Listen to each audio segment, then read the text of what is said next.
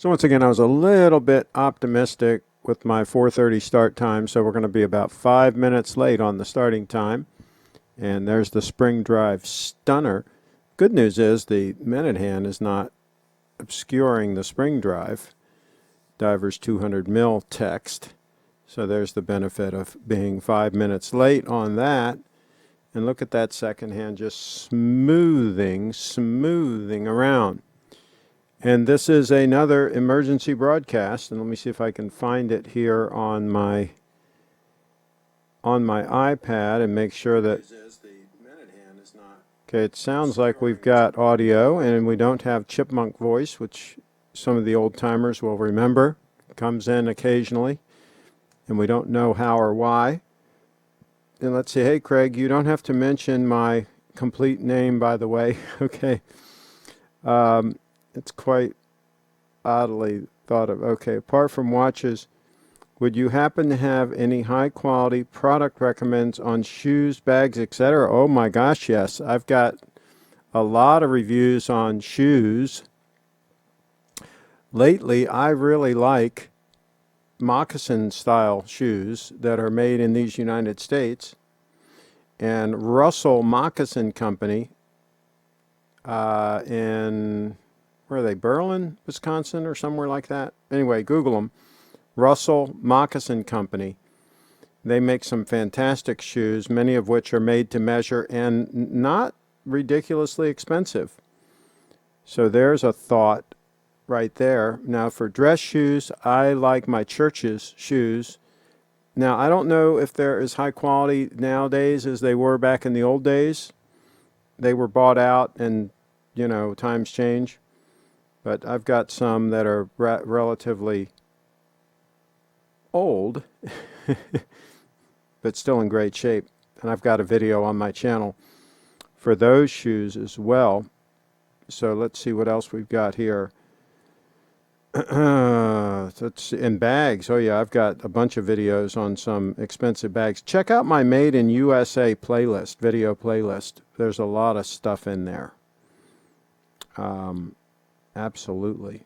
So Colonel Littleton makes some good stuff, leather bags.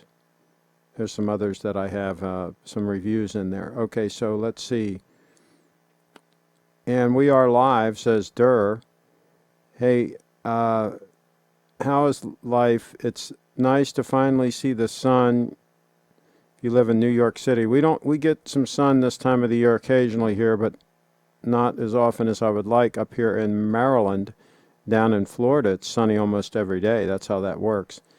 Blue Shirt Buddha's in the house. He says hello, and he says hello to everyone. Did you hear they're selling Bitcoin super fakes? They come with a free super fake Daytona as a bonus. There you go. Well, there's been people selling these altcoins, Bitcoin Cash and Bitcoin SV and Bitcoin Diamond, and they've been doing all these altcoins. Say, hey, this is the next Bitcoin, or this is the real Bitcoin. I mean, there's been people selling that kind of garbage for years. There's no barrier to entry. Anybody can create a, quote, cryptocurrency. And, yeah, most of them are real marginal. Pretty much all the altcoins I would pass on the altcoins. That's what I would do. Oh boy. Here I go with the yawning again. I don't know what causes that. Okay, let's see. I just had a good workout, so I shouldn't be yawning. Let's see what else we've got going on here. I took your advice and looked at the Rolex 18238. It's beautiful, but a lot heavier than expected. Can anyone tell me the difference between the 18238 and the 18238 and the 118238 and the 1803? Well, the 6-digit one's going to actually be heavier. It's going to have solid center links, and depending on when it was made, it's going to have a different clasp setup. So it's actually going to be heavier than the 18238. So yeah, and the 1803 is probably going to be about the same weight as the 18238. It's not going to have the double quick set and some other things like that. So But the 1803 is a solid watch. The first couple of day dates that I had were 1803 variants on that theme. So yeah, it's a good piece. You got to get one that's in great shape without a bunch of bracelet stretch. So there's that. Let's see. Somebody's rocking the 40 millimeter Zodiac. Okay. Okay. So let's get into it. I've got a comment here that I put on my stupid YouTube comments document, but this is an excellent comment. This is not a stupid comment. So I got this by email, and this just tells you how amazing these Grand Seikos are. Craig, some really in-depth and high-quality shows lately. Thank you for all you do. A story you might want to share with your subscribers. And here it is. I dropped my SBGA 211, that's the Snowflake, from a height of approximately 6 feet onto standard commercial grade steel reinforced concrete, likely 5,000 psi hardness. No problem for the movement, never lost even 1 second, and performance was unchanged. The case suffered some very deep divots and the crown was chewed up. The divots left in the case were deep enough that I thought I should send it in to Grand Seiko for evaluation. I was worried that there may have been a hairline fracture in the case. As you know, titanium has a brittle nature and tends to fracture rather than deform under severe stress. The GS Service Center in New Jersey evaluated the piece and phoned me. The service personnel let me know that the case was intact, not fractured. The crown was an easy replacement. The case, they gave me a choice. A heavy polish would not remove all the divots, or do nothing, or a brand new case ordered from Japan. I was worried the new case would have different case number and that it would not match the case number on the paperwork and create a Frankenwatch situation and problems for service sale later. They understood and indicated that they would replace the original case back where the case number is located, or if needed, would special request a new case back with the matching serial number from Japan if needed. Awesome service. Cost $1,000. Imagine trying to get a new case matching serial number from Rolex or Patek. What would that cost? Would they even do it? Mark sends his regards. There you go. So, interesting GS story, and that is pretty amazing. It's pretty amazing that he dropped it from 6 feet onto concrete, and the puppy was still working fine. So I've been talking about how robust these spring drive movements are, and there you go. That's the way that works. Pretty amazing story, folks. Share your stories in the comments. You got any servicing related stories? All right, let's look at what else we've got going on here.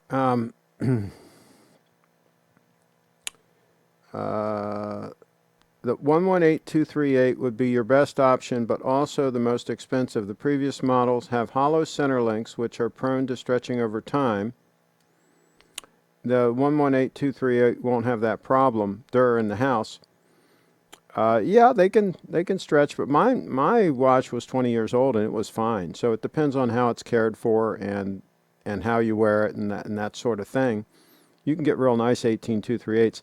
I don't like the fully polished case on the 118238. I like the way they have the combination of the brushed and the polished. The top of the lugs are brushed on the 18238. I like the look of it better than the 118238. But I mean, they're both great options. There's no doubt they're great options, both of them. If I'm paying $15K, I would expect to have at least 5,000 of gold material. Yeah, well, that's not going to happen. You're not going to have that many ounces of gold in a day date. A day date, I think, has 2 point something ounces, depending on the model. It's less than 3 ounces, I think, of gold. And what's gold now? $1,600. So I don't think you'd even get there. So no, with a gold watch, you're not paying for the gold. You're paying for the work and time and effort it takes to make it. It's not. It's the weight of the gold is not significant there. So if you want gold bullion, just buy gold bullion. That's the way that works. If you want to buy a watch, you're buying a watch. You're not really buying gold per se. Especially the Rolex. You're paying for the name and everything else that goes along with that. I mean, look how much you pay for steel, for gosh sakes, from a Rolex. So there's that. My friend Daly's his 40 millimeter. I got to get my reading. These reading glasses are getting too weak. My eyes are getting weaker. Sea Dweller as a heavy use watch, and he's using it to the fullest. He even wears it while working on his Money Pit BMW and weathering those Mumbai Indian storms. Well, there you go. Absolutely. These are heavy use watches. Absolutely they are. As far as actual weight of all gold parts itself is unknown. It will be dependent on how many gold links are in the bracelet and so on and so forth. They're in the house. Good evening from Holland. Corey gives a shout out. Craig, are you Mormon? No, I'm not. But two of my sisters are, and my dad is. But I'm not. I'm the black sheep of the family. They were all converted, though. They weren't born into Mormon. My mom and dad were Methodists for many, many years. They converted over because one of my sisters converted over. She had 7 kids, and, you want to be with all the grandkids and all that kind of stuff. And so they ultimately converted over. And so that's how all that worked. But I don't fool with it. Let's see.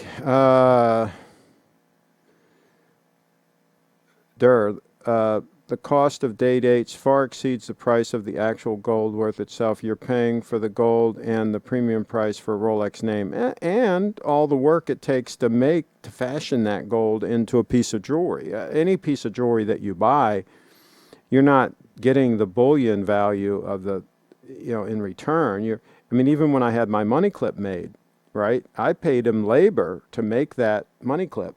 I gave him the gold. And back then, it was like $400 labor for them to make the money clip, and that was a pretty good buy. They gave me a good deal. So yeah, you're paying for a lot of labor to fashion that gold into that piece. And that goes for any jewelry that you buy. Let's see here. That's why if you want bullion, just buy gold bullion or gold coins. Yeah. Let's see. I got a SBGE 249 from Timeless Luxury in Texas and love the watch. I recently bought an Omega Seamaster 300 MC titanium with very legible dial. Let me know what you think. I'm not real familiar with that model, but I'm a fan of titanium, and I think that Seamaster 300 MC is probably a good piece. The SBGE 249, let's pull that up.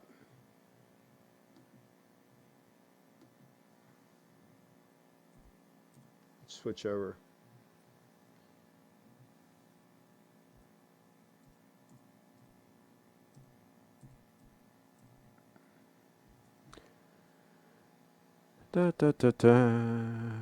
Trying to find it here, and then I'll switch over once I find it. Once I find it, looks like this is the limited edition, and this is from Timeless Luxury. So there we go. Yeah, it looks like a beauty. We got that little GMT going on, spring drive. Abso-positively. Yeah. I'm assuming you like it. You're good with the size of it and everything like that. So yeah, I think you got a good one. And the Seamaster, my guess is, yeah, I don't think you could go far wrong on that as a 2-watch rotation there. Which is more attractive, an oversized watch on a bird bone wrist or two-tone Datejust with a Jubilee stretched like a wizard sleeve hanging on an over-tanned wrist. Well, throw a whole bunch of tattoos on there and you got a real mess. I mean, I chortle when I see these people sharing these wrist shots of their watches, and they're full of tattoos all up and down their arm and everything. I mean, it just looks horrendous. And, they think putting a nice watch on that, on their ruined skin will all of a sudden make everything look okay, I guess. I don't know how all that works, but yeah. Doesn't work very well. Let's see what else we got going on here. Seiko or Grand Seiko provide exceptional service. Was in Japan and replaced a Seiko bracelet. Watch was also serviced for no extra cost. Wow. Pretty amazing, Tim. The gold in the $25,000 day date is considerably more than the stainless steel in a $25,000 Daytona. Good point. Yeah. I've said for quite a while now I wouldn't want to spend more than $5,000 for a steel watch, and I'm kind of sticking with that. If I'm going to go more than $5,000, I want titanium or gold. Yeah, I want something special. Let's see, Cheetown, don't worry, Craig. You're probably already been baptized by proxy. Yeah, they'll do that. They take care of that for me. Craig, how come you sold your gold GS? Well, a subscriber wanted it and kind of begged me for it, and I really didn't need it. I don't need any of these watches, and for my wrist, it was a little bit on the small side. It was fine. It worked great as a dress watch, but this watch here looks really good on wrist, I think. I am considering another gold stunner, the 002, if Steve can ever get one in stock. But I don't know that that's going to happen. We'll see. I'm really disappointed in that whole situation. That's supposed to be a regular production model. Let me see if I still have it here to pull up. If I still have the 002.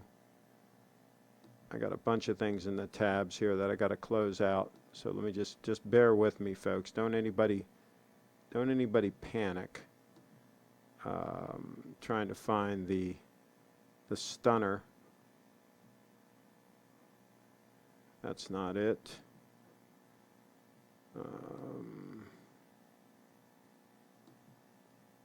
Oh, here it is. Okay. Let this load in and then I'll show you.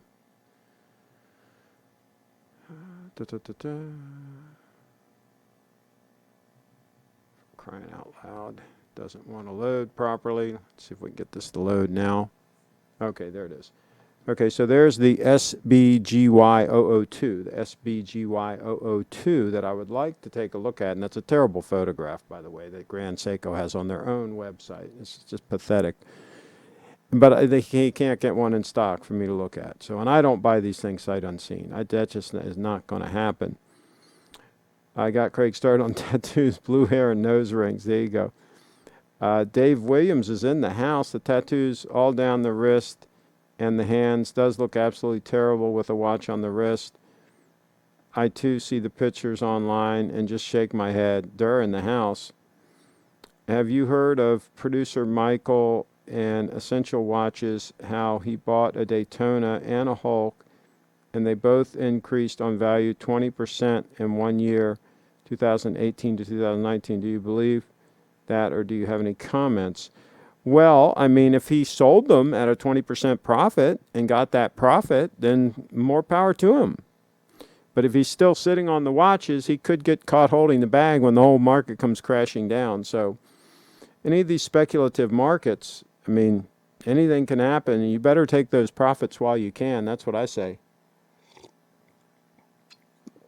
Now, on the flip side of that, we were going to talk about Bitcoin and owning one whole Bitcoin. We talked about this in part 1 of this show. And now that's a horse of a different color. That one I think I would hold long term. strong hand. That's what I'm doing. I'm holding long term. Now, this is not advice, financial advice. I don't do that professionally. But yeah, I think if you're otherwise have no debts and you're in good financial stead, which you should be if you're considering buying a luxury watch in the first place, then I would consider also owning one whole Bitcoin minimum and just stashing that puppy away. Because there may come a time when it'll be very, very difficult to get a hold of one Bitcoin. It might get to that point. Let's see here, long time no see. Did you talk about Horology House already? Did I miss it? I don't know if we talked about that situation or not. Yeah, I don't remember, but yeah, I think I've advised people many times to buy from ADs. You know, people, oh, I want to save some money. I like to have my name on the paperwork.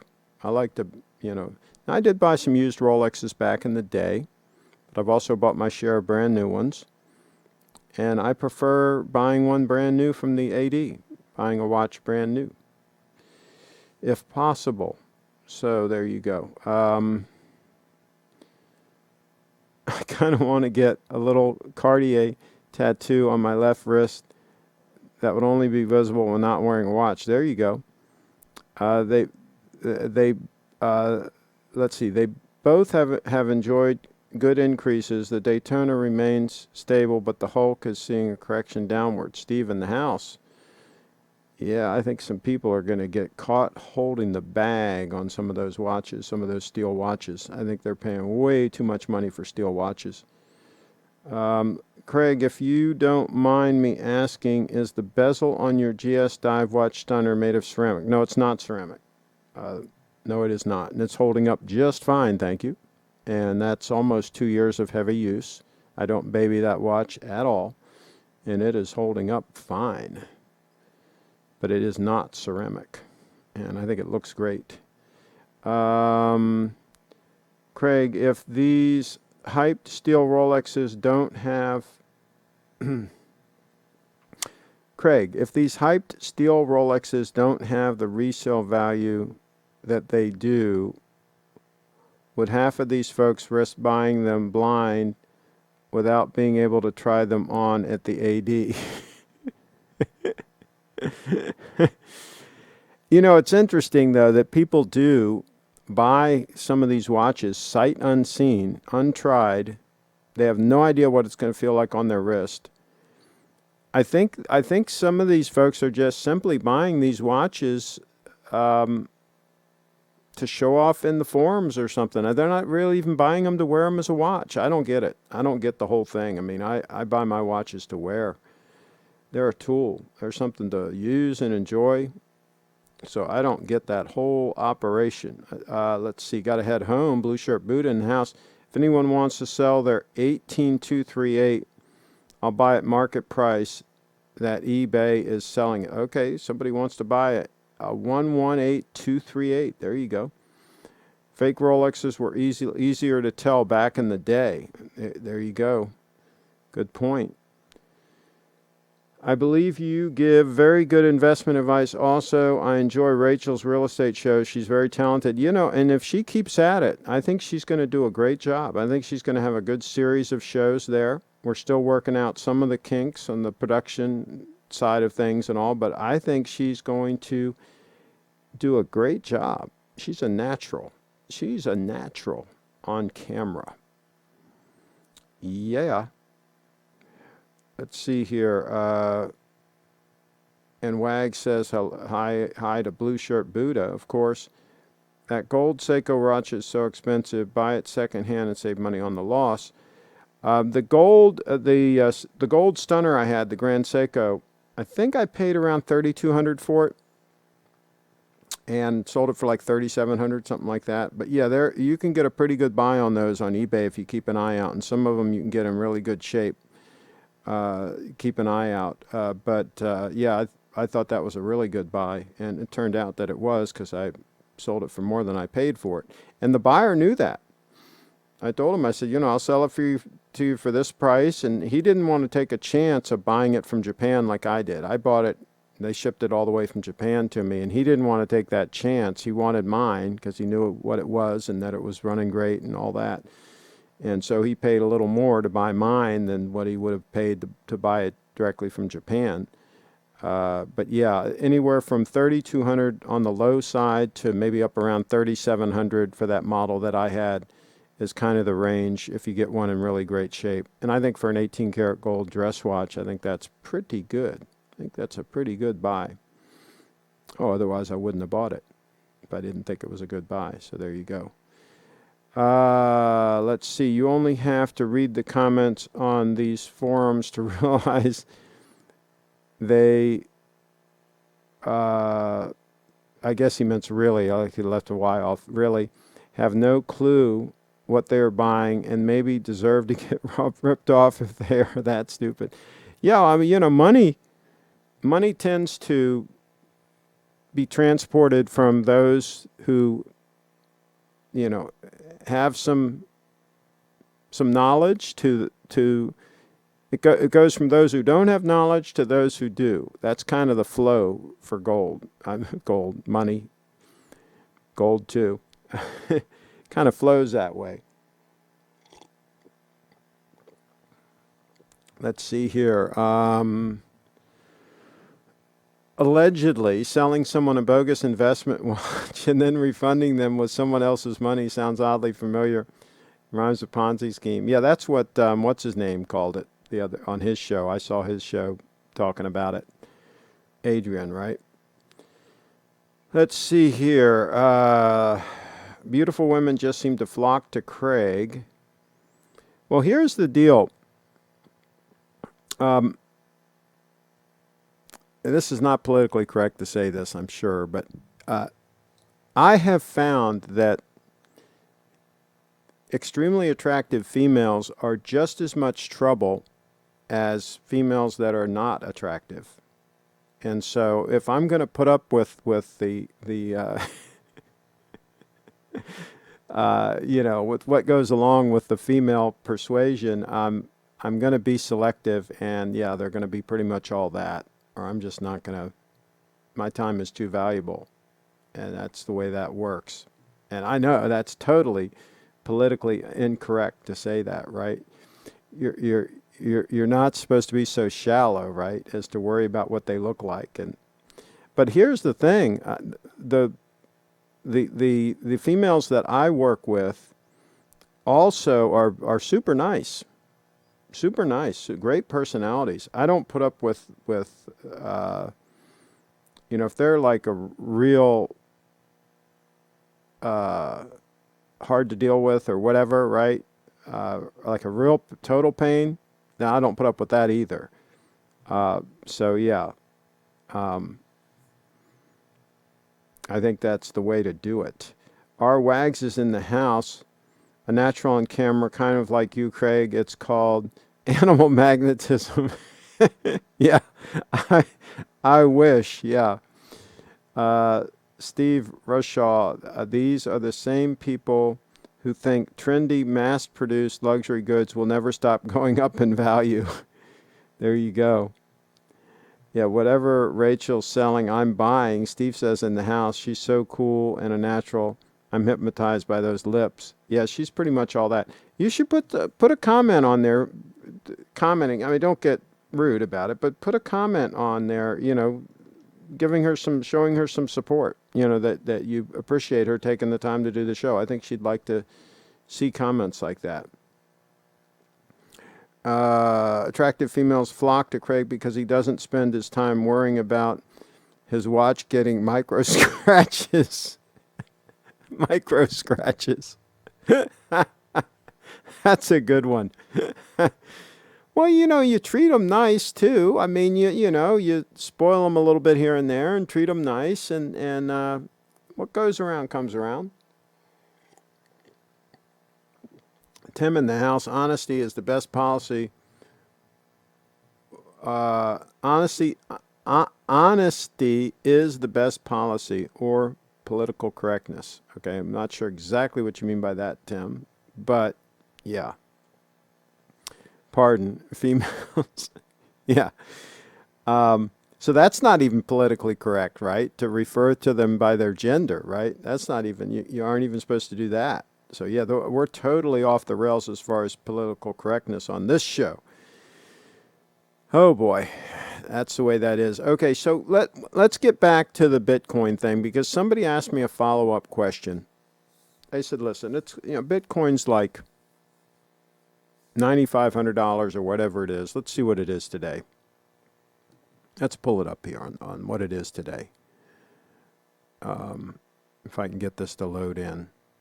Well, let's let that load in. Let's do a time check while that's loading in. And then I'll cut to it if I can get it to load in. I'll try to get the current pricing on Bitcoin. But what they asked me was, they said, listen, you made the comment that Bitcoin is about the same price as a steel Rolex. The argument being that you could get a decent steel Rolex, and this is not working. This is not loading in. Don't know why this is not loading in. My Pro Coinbase account is just not loading in. And maybe it's not going to, but let me just try one more thing here. See if I can get this to go. Maybe it won't. But anyway, let's say Bitcoin's, let's say $9,000. Okay, I think it's over $9,000 right now, but let's use the $9,000 number. I think that's the number that we were using the other day. This thing keeps giving me messages. Page unresponsive, all this stuff. Kill the page. Okay, kill the page. I don't know why it doesn't want to load. Okay, this time it's loading. And I will cut to it if it does finally load in. So he says, well, listen, he says, it's $9,000. Okay, so actually right now it's $9,746. Okay, so my point was that you could buy a decent steel Rolex for $9,000, right? Some new, some brand new, you can buy for that kind of price. And some you can still walk into the ADs and buy, right? You can walk in and buy a Datejust for $9,000, I'm pretty sure. So he says, well, you're saying maybe you should consider buying one whole Bitcoin. If you don't have, assuming you have no Bitcoin at all, and you want to own one whole Bitcoin, maybe it would be wise to take one Bitcoin and lock it away somewhere and not buy the watch. And he says, well, but if I buy the watch, then I can wear the watch every day. I said, yeah, well, that's a good point. I mean, absolutely you can wear the watch. But the question is, 10 years from now, do you want to have the watch on your wrist and be wearing the watch and have the watch, or would you rather have one whole Bitcoin 10 years from now? That's the question. And it's an interesting question. It's an interesting question. Which would you rather have? I mean, would you delay gratification and say, I'm going to grab one whole Bitcoin right now and hold it for 10 years, and then maybe I'll sell some of the Bitcoin and buy a watch? That's delayed gratification, right? Now, is it risky? Hell yeah, it's risky, buying one whole Bitcoin, especially at this price, $9,700, right? But the other side of that is 10 years from now, is it possible that you will look back and you'll say, damn, I should have gotten that one Bitcoin, because there's no way I can afford one now. That's like one Bitcoin's like $500,000 or something, or whatever it's going to be 10 years from now, right? I mean, we don't know how high it's going to go, right? We just know that it's very scarce, and if demand keeps increasing the way it has over the last 10 years, and supply is decreasing every 4 years, including this year, it's going to be cut in half from 12.5 Bitcoins created every 10 minutes to 6.25 Bitcoin created. It's going to be cut in half here in a couple months. And that happens every 4 years. So it's a dwindling supply. And if demand continues to increase, could be a real problem for people that don't own one full Bitcoin. They may not ever be able to do so. So that was just something to think about. Something to think about. Let's see here. People with aesthetic privilege. Yeah. Let's see. That's the funniest thing I've ever heard. Joel, I wonder which he's referring to, because there's been a lot of funny things in the chat here. 9746 Bitcoin are wags. Let's see. Rooted router. Okay. Craig, how much was one Bitcoin when you first got into them? $30. $30 was the price when I first got into Bitcoin. Yeah, and unfortunately, over the years, I've bought and sold some Bitcoin, and I didn't really decide to not sell anymore until I sold some in the 2017 run-up, when we had that big run-up to almost $20,000, depending on what exchange you're on, around $20,000. So I sold some at, like, I think the highest I sold some at was at like 15,000. And I really shouldn't have done that. I shouldn't have sold any. And I'd sold some previous to that. But it was after that that I then decided that I was not going to sell anymore, that I was done selling Bitcoin. And so now I'm going to hold with a strong hand. I'm going to hold the rest of my Bitcoin. I'm not selling any more, period, ever. I'm done selling Bitcoin. Let's see. I think Rachel could be the next Miss Maryland. There you go, Durr in the house. Yeah, she's fantastic. Let's see. I don't have the patience for Bitcoin. It does take patience. It does take that strong hand. You really have to hold. You have to hold through those ups and downs. Yeah. It does take that. The no coiners are waiting for the return to 3K. And then if it gets there, they won't buy it either.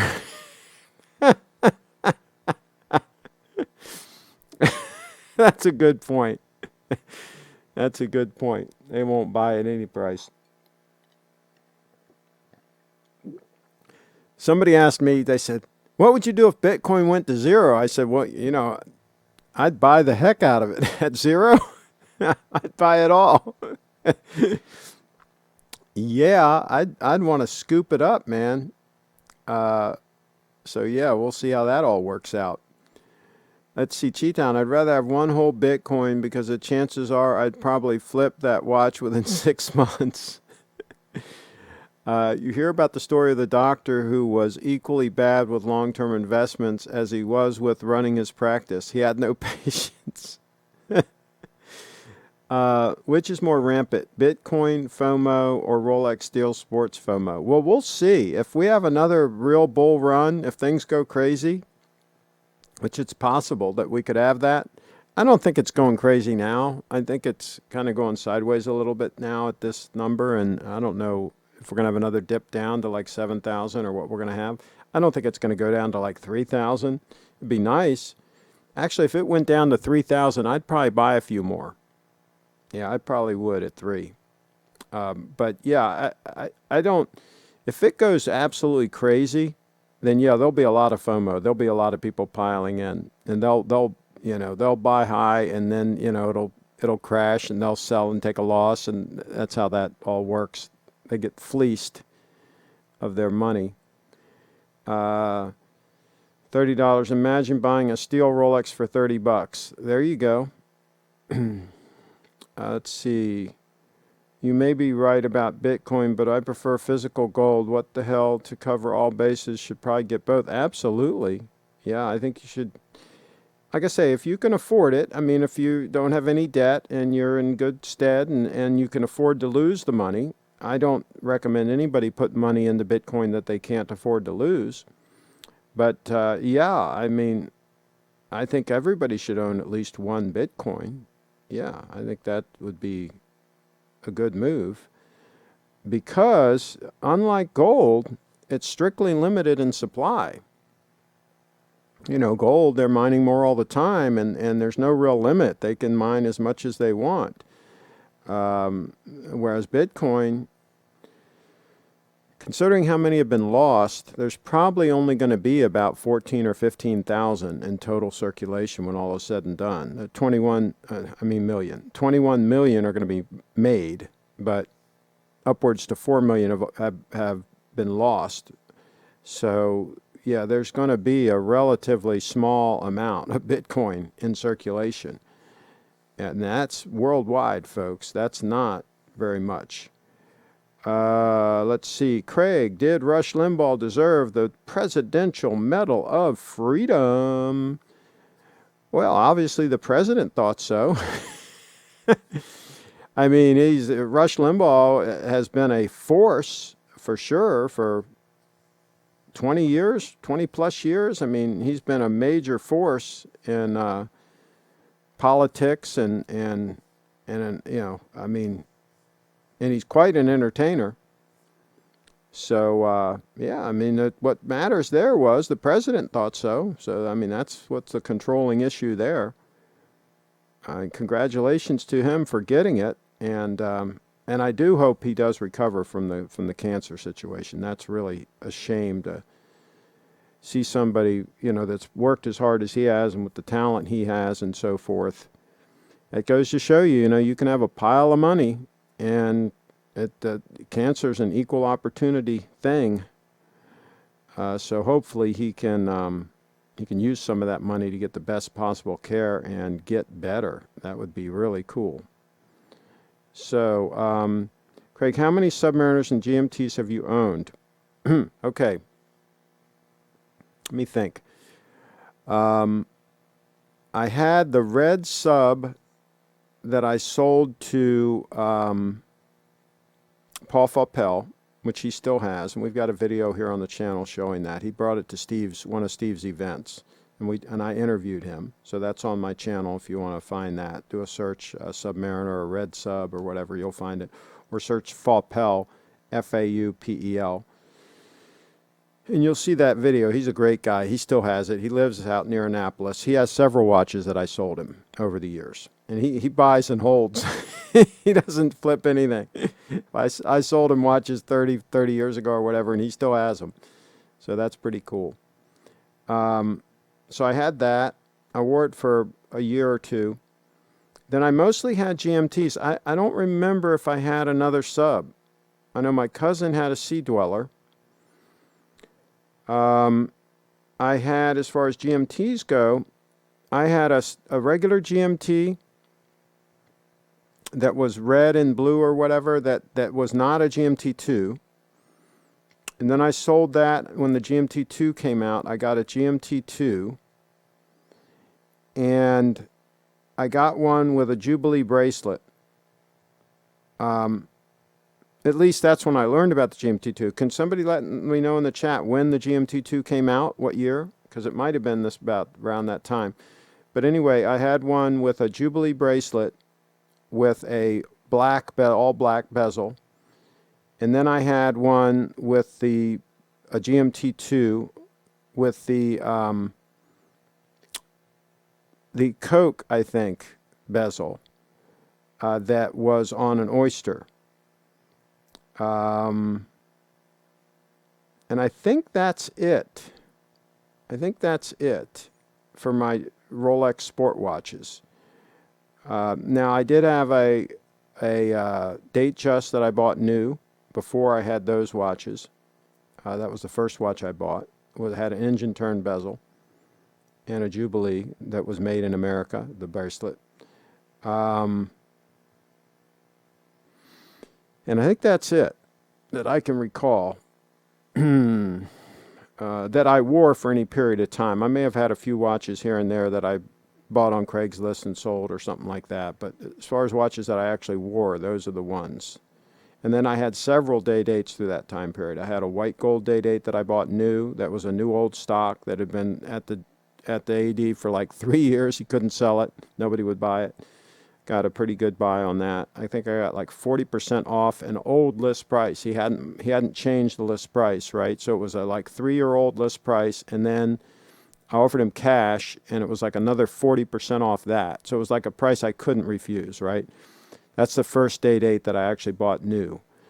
And it was a beauty. It was a white gold day date. I ended up selling it to the owner of Capital Porsche Audi, who then they then went out of business like 6 months later. I was working there at the time selling Porsches, and I sold it to the guy by the name of Winkler, the owner of the place, and then he went out of business. So there you go. Let's see. I don't have Bitcoin because I only have a little bit of coin. Steve Jobs once said that you can have all the money in the world, but you can't pay someone else to carry your illness. Yeah, that's the thing. I mean, you used to be able to pay people to do your jail time. That was a thing back in the day. Did you ever pair your GMT Masters with Hawaiian shirts like Tom Selleck? I wore some Hawaiian shirts from time to time. Yeah, I did. Actual Hawaiian shirts. Yeah. Yeah, from time to time. Not often, but from time to time. What brand of sneakers do you like, Craig? I wore New Balances for years as walking shoes. Just New Balance running shoes. I've got them I've got videos on my channel here of those, but I don't anymore. Now I wear moccasin style construction, high quality shoes for when I walk. I find them much more comfortable than any sneakers, and they don't start smelling after a period of time and all that kind of stuff. The only time I wear tennis shoes is I wear actual tennis shoes to play tennis. But other than that, I don't wear them anymore. I wear the moccasin style, high-end shoes that are made in these United States. I'll show you a few examples. Let me see if I can pull them up on my Flickr.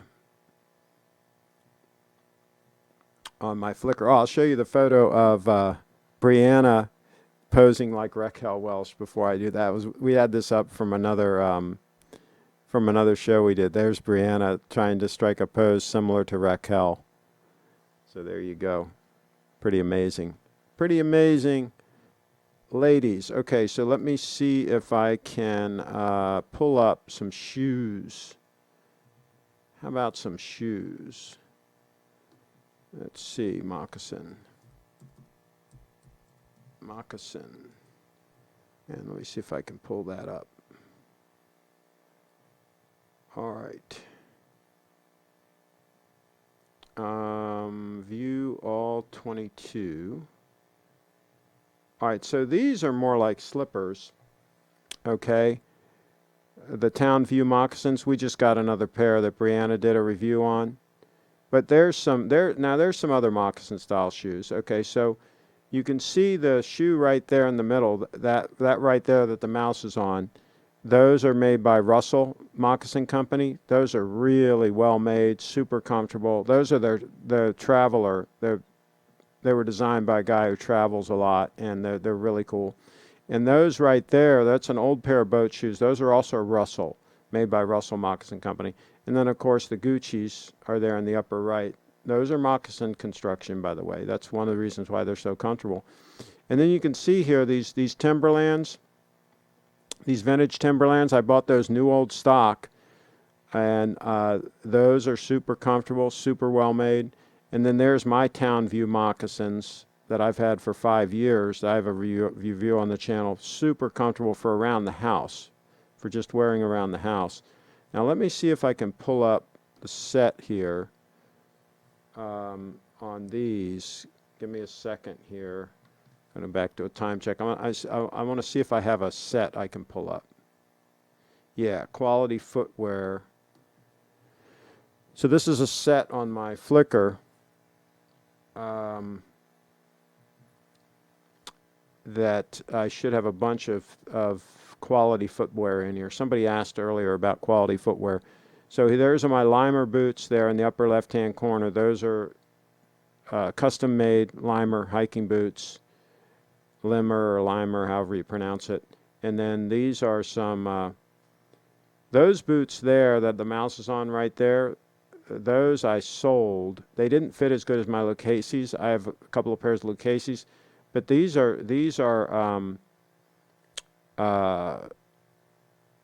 sea turtle leather that you're not allowed to get anymore. And so I probably shouldn't have sold them, but they just didn't fit as good as the Lucchese's. These are my Lucchese's, the black ones right there. Those are crocodile. I had those custom made by Lucchese to fit me because my feet are two different sizes. A lot of people have that issue. So those are really nice, super comfortable. And then these are all high end, like that. The one the mouse is on there. Those are a Sperry Chukka boot made in Maine. Don't confuse these with the ones that are made elsewhere these days. They're not the same thing. And that Chukka boot there, that's also made in Maine. And then there's the Russells again. There's another Sperry made in Maine collection. And these are Allen Edmonds. These were also made in Maine. These are all high quality, made in Maine, most of them made in Maine. Moccasin construction shoes where the leather wraps up around underneath your foot and then they have that stitching around the front. That's how you can really tell that they're moccasin style construction. And then here, of course, are my Churches for dress shoes. I prefer Churches.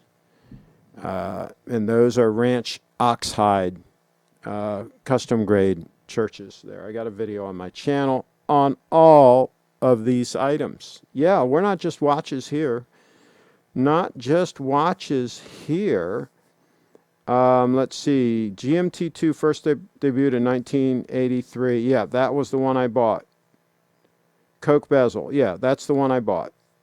Yeah, and that would have been 1983. So yeah, I remember because I had the GMT when the GMT2 came out, and I'm like, oh, I want the GMT2. I want that quick change hour hand.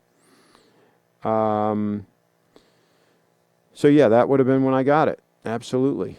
Timing is perfect on that. One whole Bitcoin over Rolex. Joe in the house, your GMT Master 2 with the black bezel was probably 16710. Yeah, I'll pull up a picture of that. Give me a moment here. I'll try to pull up a picture if my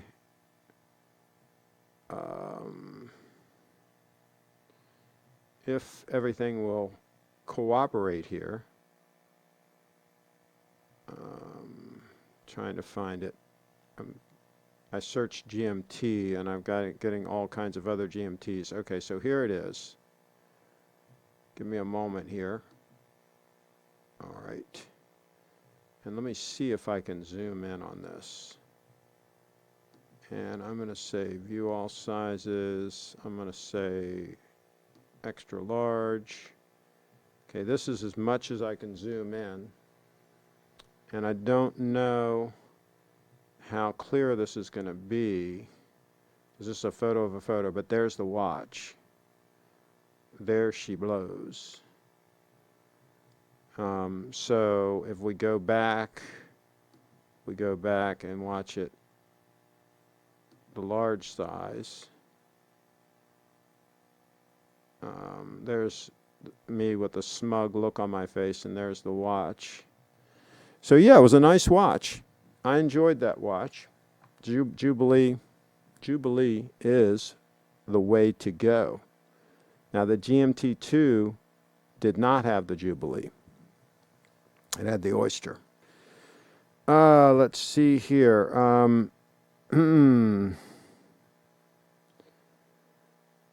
Roger Federer wears Rolex, doesn't he? Roger Federer. Yeah, I think he does. Absolutely. I think he's sponsored by them.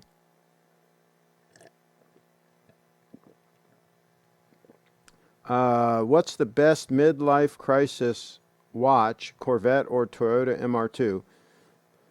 Well, now you asked about a watch and you mentioned a cars. Well,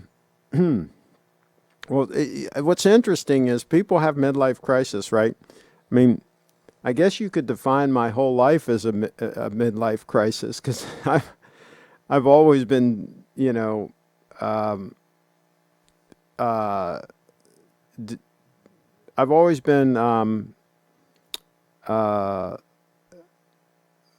let's see, not not following the ordinary path. Put it that way. Uh, uh, you know, so yeah, there's that. No, we don't do ordinary around here.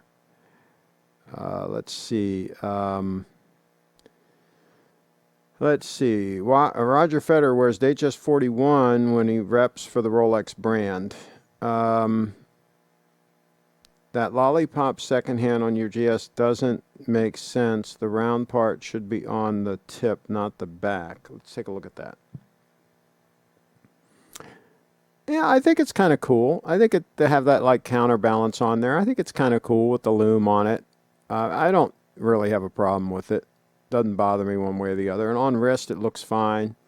And people say, well, the power reserve is distracting and all that. Not on wrist. Not when you're wearing it and using it. You don't even notice that. So yeah. Craig, you're a Porsche man. What's your opinion of the 997 about 2009 to 10? People say I'm having midlife crisis. Steve just needed to scratch the 911 itch.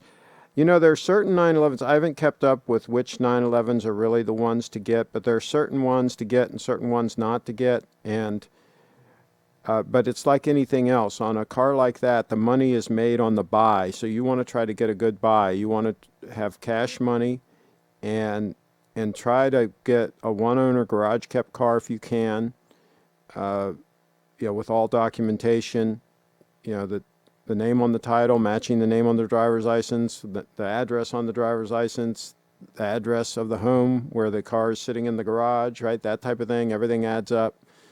That's the car I would buy.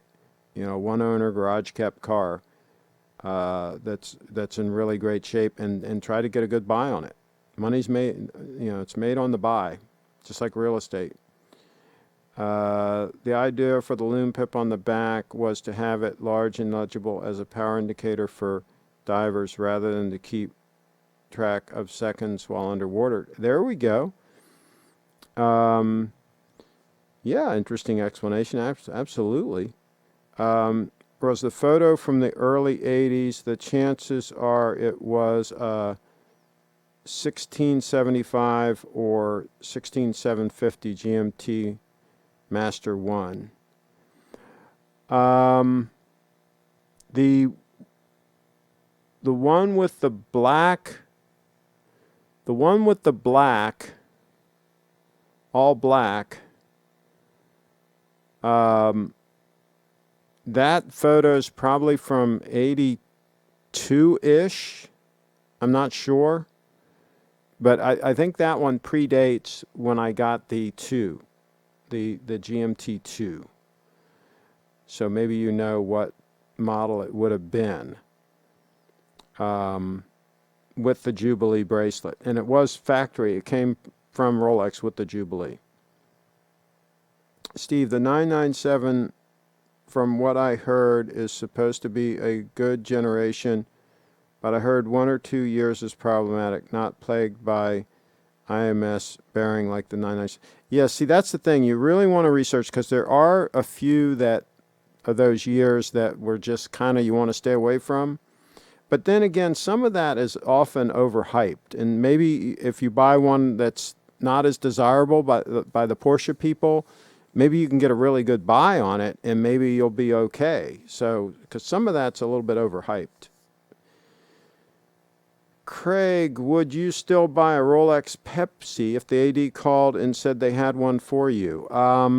I'd check on the prices on what they're selling for, and if I could make some money, yeah, I'd grab one. I'd grab it. I don't mind making a little money when I can. Craig, which year did you get your first GMT2? And was it a Coke belt? Yes, it was a Coke, and I believe it was when they came out. I think you said they came out in 83. That would have been about the timing. I believe that I got it when they first came out. What advice would you give people who are addicted to watches, Craig? Tom in the house. Well, I think just diversify a little bit. I think, don't just, it doesn't have to always just be about watches. It can be about, a nice sport coat. This one is alpaca, all alpaca. This is an Oxford clothes sport coat out of alpaca. Very comfortable on a cool day like today. Very, very. I like wearing really comfortable high-end clothes. This is a it's not a Gitman Brothers shirt. It's a Kenneth Gordon. Yeah, this is a Kenneth Gordon shirt, also made in the United States. Actually, Gitman Brothers now owns Kenneth Gordon. So yeah, diversify a little bit, and don't just put all your eggs in one basket. Don't put all your money into just a watch. I mean, have some nice shoes. We talked about shoes. My gosh, your feet are very important. Have some really comfortable, well-made shoes on your feet. That pays dividends all day long when you're walking around. You feel comfortable. I am surprised when I see people wearing these really garbage shoes on their feet. You only get 2 feet for your entire lifetime. You're stuck with 2 feet, right? A left and a right foot. I say take reasonable care of them. Wear some really comfortable, high-quality shoes. And for slacks, I wear Bill's khakis. They're very, very comfortable. Made in these United States as well. Yeah, I mean, have high-quality sheets on your bed. I mean, just if you're going to treat yourself to something like a really nice watch, also treat yourself to some other things. And my gosh, don't buy 5 steel Rolexes and then have nothing decent to wear, no decent shoes, have threadbare, thin sheets on your bed, and have a bed that's all lumpy in the first place. I mean, life is about more than just having a good watch. And these people that have 5 or 6 steel Rolexes, I'm like, my goodness, sell 3 or 4 of those and get a gold Rolex. Get a day date, have a day date, and keep one of the steel Rolexes and rotate that with a day date. You got a beautiful rotation there. I just don't get the loading up on a ton of steel watches. I see sometimes they're sharing the picture of their watch box with like 12 steel Rolexes in there because it's the thing to buy, right? And I'm like, oh my goodness, are you freaking kidding me? You're going to tie up all that money in steel Rolexes and not have one gold stunner?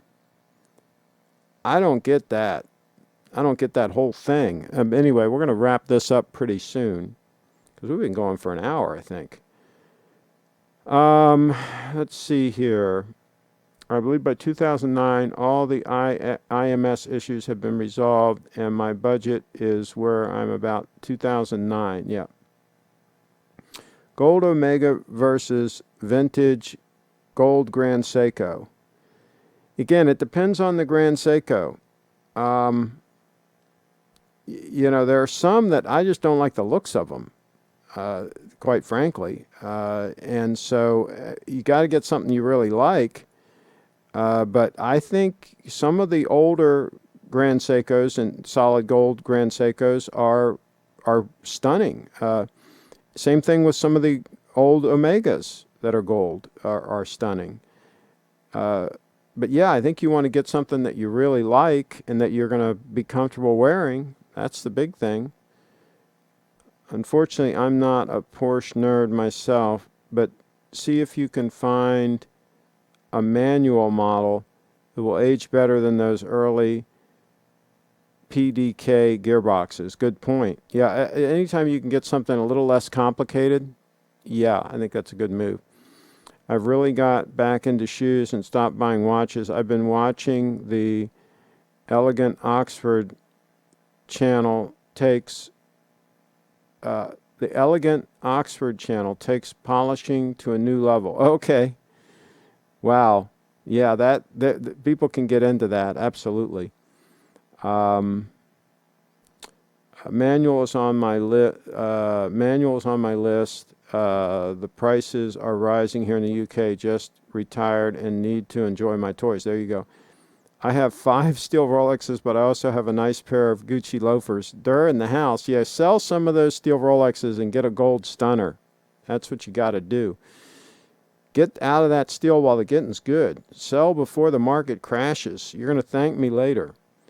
Craig, your GMT2 was the Sophia Loren 16760. The other name for it was the Fat Lady, but I prefer the first name. There you go. Okay. Nike running sneakers have got so good that the latest model was almost banned from the upcoming Olympics for being mechanical doping. And I'm thinking my 3-year-old Asics running shoes are all that and a bag of chips. Okay, those shoes got me into shape and dropped 40 pounds. Well done. All right, we're going to wrap this puppy up. Another time check, last minute time check. We've been going for over an hour and 5 minutes, something like that. We started 5 minutes late. GS should work on their bracelets and clasps. Very few adjustments possible. Snowflake deserves it. It'd be nice, but again, it's a trade-off. If you put the micro adjustments, it's going to make that clasp a little bit thicker. So they're all trade-offs. So, and some people probably don't need them. For some people, if your wrist doesn't change sizes throughout the year like mine does, right, you may not need the micro adjustments. But when I was younger, it wasn't as big a deal. I don't think my wrist changed sizes as much as it does now. Again, I only resize the bracelet on that stunner twice a year. I adjust the micro adjustment 1 notch out in the spring and take it in the fall for winter. So, Jaden's up to 6 pairs of Allen Edmonds. Okay, so try something else. Don't just get Allen Edmonds. Get yourself, what are the ones? Oh, darn it. Now I can't think of the name. Alden. Yeah, get yourself a pair of Aldens. And I don't know about the churches anymore. I don't know if they're up to speed. I think Alden. If you're buying new, I think Alden is the next one to look at. So I'm going to wrap this up. Thanks again, everybody, for watching. And I'm going to get something to eat. And you guys do the same thing. Let's see. How am I going to stop this broadcast? I'm going to say complete event. And be sure to subscribe. Click on that little bell.